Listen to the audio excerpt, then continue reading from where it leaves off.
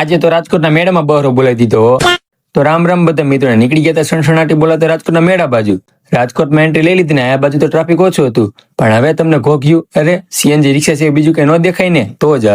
Finally bike parking કરીને ઉપડી ગયા મેળાની મોજ માણવા. અને મેળા અંદર એન્ટ્રી લીધી તો એ કઈ ફજત જ નતા પડતા બોલો.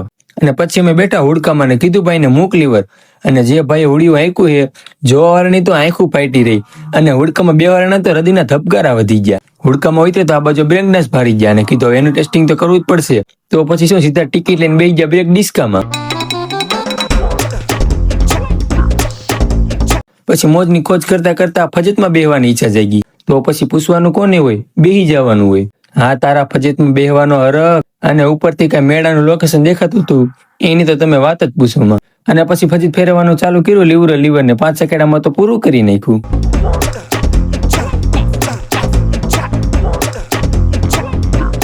પણ દુઃખની વાત તમને એ જણાવવાની કે આ વખતે મોતના કુવા બંધ રાખેલા હતા. પછી ઝરમર વરસાદ ચાલુ થયો તો અમે નીકળી ગયા પાછા અને સીધા જ પહોંચી ગયા ગરમા ગરમ ઘૂઘરા ખાવા. અને બબે ડીશ ઘૂઘરાની દાબીને ઉપડ્યા સીધા ઘર ભેગા થવા. અને હવે મેળાની મોજ પૂરી થઈ ગઈ તો મળી પાછા બીજા વ્લોગમાં.